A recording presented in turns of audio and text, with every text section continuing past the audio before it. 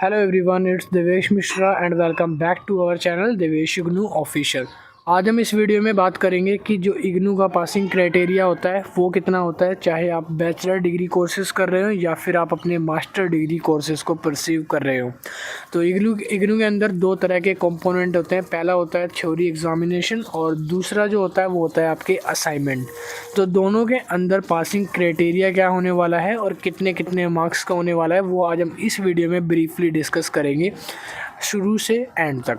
ठीक है, सबसे पहले हम बात कर लेते हैं इग्नू जो आपको कोर्स ऑफ़र करता है, पहले वो समझते हैं। इग्नू आपको दो तरीके के कोर्स ऑफ़र करता है।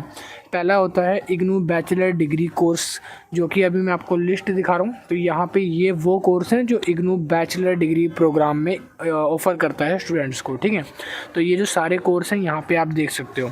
अगर इसमें से आपका कोई भी अगर बैचलर डिग्री प्रोग्राम का कोर्सेज़ है तो यहाँ पर आपका जो क्राइटेरिया है वो अलग होगा, और अगर आपका कोई भी मास्टर डिग्री का है तो उसका क्राइटेरिया अलग होगा। नीचे मैं आपको मास्टर डिग्री की लिस्ट दिखा रहा हूँ कि जो इग्नू के मास्टर्स के स्टूडेंट हैं तो उनके पास अगर इनमें से कोई भी मास्टर डिग्री का कोर्स है तो इनका क्राइटेरिया मैं अलग से बताने वाला हूँ। ठीक है, पहले आप अपने दोनों कोर्सेज़ को चेक कर लो।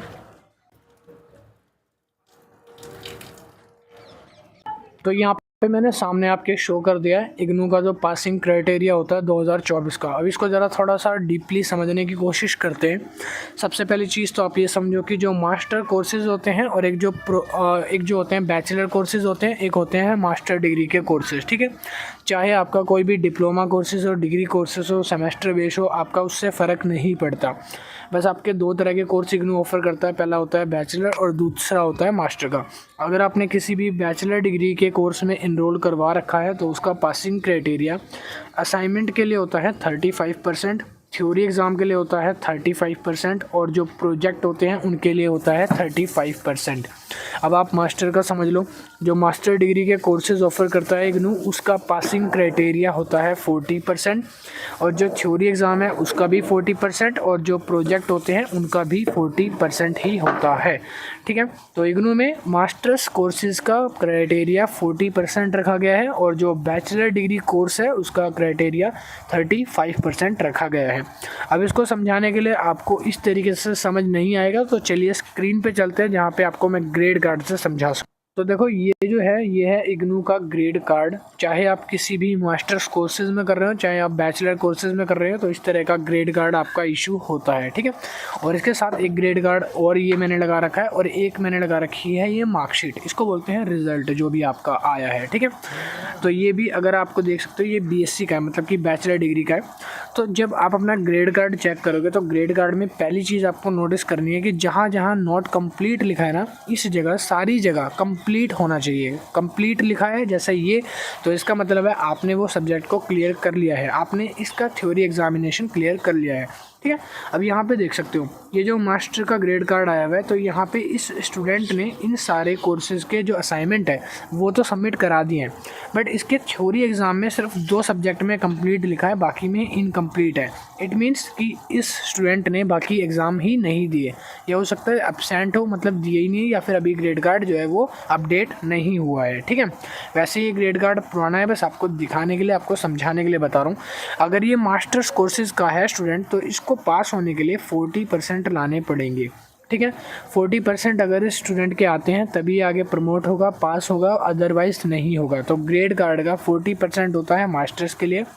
और अगर मैं बात करूं बैचलर डिग्री की, तो अगर ये बीकॉम का होता है या बैचलर का होता कोई, तो भाई बैचलर डिग्री में इसको लाने पड़ते हैं 35%। पासिंग क्राइटेरिया ये हो जाता है फिर। ठीक है, और आपको एक चीज़ और बताता हूँ कि जो भी आपके थ्योरी एग्जामिनेशन होते हैं, असाइनमेंट होते हैं और आपके प्रोजेक्ट होते हैं, आपको इन तीनों में मिलाकर पास नहीं होना, आपको इन तीनों में सेपरेट अलग अलग पास होना कंपलसरी है। मतलब कि आपके जो असाइनमेंट होंगे, असाइनमेंट जो अगर मान लो 100 मार्क्स का आपका असाइनमेंट है तो आपको 35 नंबर असाइनमेंट में लाने ही लाने हैं, कंपलसरी पास होना ही पड़ेगा बैचलर में। और अगर आप यहीं पे मास्टर्स की बात करो तो उसमें 40 नंबर लाने ही लाने हैं, कंपलसरी है पास होने के लिए। अगर आपकी थ्योरी एग्जामिनेशन की बात करें तो ऐसा कुछ नहीं है कि अगर आप असाइनमेंट में पास हो गए तो थ्योरी में उसके बेसिस पे पास हो जाओगे, नहीं भाई, आपको उसमें भी सेपरेट पास होना पड़ेगा। आपको इंडिविजुअल हर एक कोर्स में पास होना है, आपको असाइनमेंट में अलग पास होना है, थ्योरी में अलग पास होना है और प्रोजेक्ट में भी अलग पास होना है। प्रोजेक्ट अगर मान लो 50 मार्क्स का है तो आपको उसका 35% में लाना है पास होने के लिए। अगर 100 मार्क्स का है तो आपको 35 नंबर लाने हैं पास होने के लिए, ठीक है। तो आपको ये है पासिंग क्राइटेरिया रखा गया है। ऐसे ही आपको मास्टर्स डिग्री में पास होना है तो आपको अपने थ्योरी एग्ज़ाम, असाइनमेंट और आपके प्रोजेक्ट तीनों में अलग अलग सेपरेटली पूरे 40 मार्क्स लाने होंगे, 40% लाने होंगे ताकि आप उसमें पास हो सको। अब यहाँ पे ये आपका मैंने टर्म एंड रिज़ल्ट खोल रखा है, कुछ इस तरीके का आपका टर्म एंड रिज़ल्ट आता है। अब इसमें आपको पास होने का क्राइटेरिया क्या है, सेम यही है। ये आपके थ्योरी एग्ज़ाम के मार्क्स होते हैं जो यहाँ पे लिखे जाते हैं, चाहे आप बैचलर में हो या फिर आप मास्टर डिग्री कंपोनेंट में हो, ठीक है। तो आपको यहाँ पे पास होने के लिए जो बैचलर वाले हैं उनको तो लाना पड़ेगा 35% और जो मास्टर्स वाले हैं उनको लाना पड़ेगा 40%, ठीक है। अब आपको मार्क्स को टोटल कैलकुलेट कैसे करना है, तो यहाँ पे आपके मार्क्स के ग्रेड लिखे होते हैं, यहाँ पे आपके मैक्सिमम मार्क्स लिखे होते हैं। जैसे कि इस स्टूडेंट का जो है बैचलर कोर्सेज है तो 50 में से मार्क्स आए हुए हैं, तो 50 में से 40% होता है 50 का, यहाँ पे 17.5 मतलब 18 मान लो ऑल ओवर, ठीक है। तो आपको जो 18 मार्क्स हैं वो तो लाने ही लाने हैं, तो इसके 18 से सब में ऊपर आए हुए हैं, मतलब कि 33, 40, 35, तो मीन्स ये पास है स्टूडेंट, ठीक है।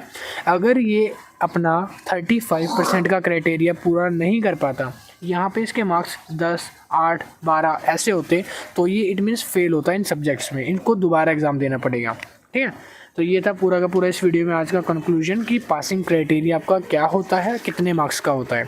एक सेपरेट वीडियो जल्दी और दूसरी लेके आऊँगा जिसमें आपको कैलकुलेशन करना बता दूंगा कि कैसे कैलकुलेट करते हैं। ऑलरेडी वैसे मैं बता चुका हूँ प्रीवियस मेरी मार्कशीट और क्राइटेरिया की वीडियो में, ठीक है। तो वो जाके एक बार चेकआउट कर लेना, प्लेलिस्ट में आपको मिल जाएगी।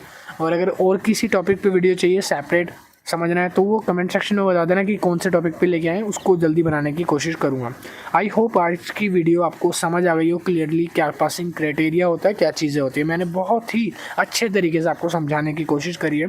अभी के लिए इतना ही, थैंक यू। वीडियो को लाइक करो और चैनल को सब्सक्राइब कर लो, पहली बार आया हो तो बेल नोटिफिकेशन ऑन कर लो। सारी इग्नू के रिलेटेड अपडेट्स आपको टाइम टू टाइम मिलती रहेगी।